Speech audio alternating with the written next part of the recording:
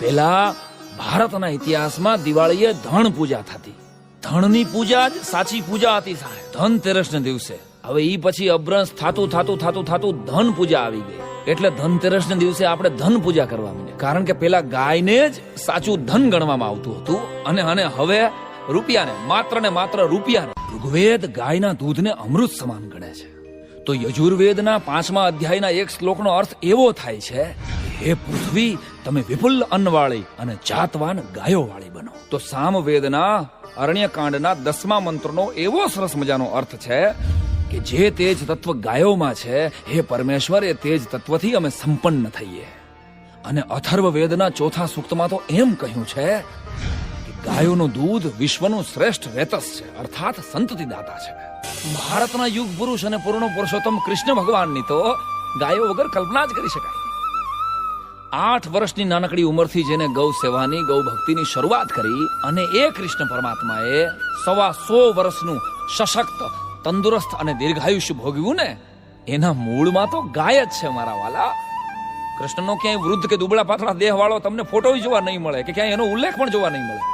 કારણ આ કૃષ્ણએ ગાયના ઘી, દૂધ અને માખણ ખાધા એટલે આજીવન એક યુવાન જેવું, એક નંદ કિશોર જેવું જીવન જીવ્યા. કૃષ્ણના ફોટા પાછળ જે ગાય તમે જોવો છો ને, એ ખૂંધવાળી ગાય, એ આપણી દેશી ગાય છે સાહેબ. આખા વિશ્વમાં ઘણી બધી પ્રજાતિઓ છે પ્રાણીઓની, પણ એમાં બોસ ટોરસ એટલે ખૂંધ વગરના પ્રાણીઓ અને બોસ ઇન્ડિકસ એટલે ખૂંધવાળા પ્રાણીઓ. એ ખૂંધવાળી ગાય એટલે આપણી દેશી ગાય.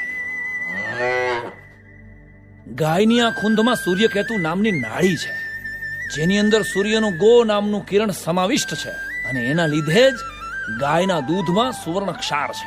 અને એટલા માટે જ મિત્રો ગાયનું દૂધ છે ને, એ સહેજ અમથું પીળાશ પડતું છે. ગાયનું દૂધ બીજા તમામ દૂધ કરતા અનેક ગણા વિટામિનો આપતું દૂધ છે. વિચાર તો કરો કે ગાય સમગ્ર ભારતના અર્થતંત્રના મૂળમાં હતી.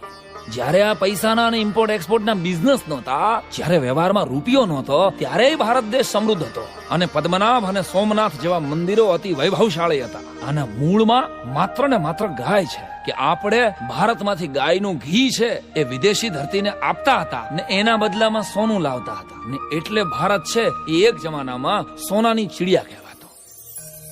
દેવતાઓએ ને દાનવોએ મેરુ પર્વતનો રવૈયો કરીને સમુદ્ર મંથન કર્યું અને એમાંથી 14 જેટલા રત્નો નીકળ્યા. અને એમાંથી નીકળી આપણી કામધેનુ ગાય, તમારી સર્વ ઈચ્છાને પૂર્ણ કરનારી ગાય.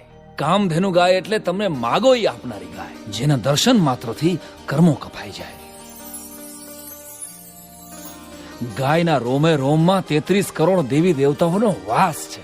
અને એટલે જ આ માતૃરૂપેણ ગાયની વંદના કરતા મેં કીધું છે, શિંગોમાં બ્રહ્માને ભ્રકુટીમાં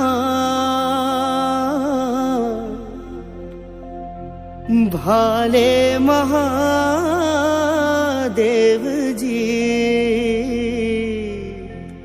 કરણે અશ્વિની જા કુમાર વસતા,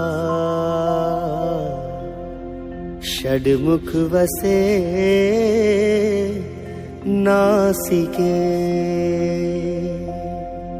ચક્ષુમાં છે ચંદ્ર સૂર્ય દિસતા, જીભે વરુણ દેવજી,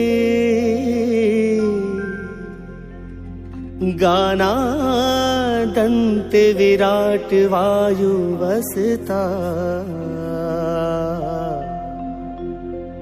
ગૌ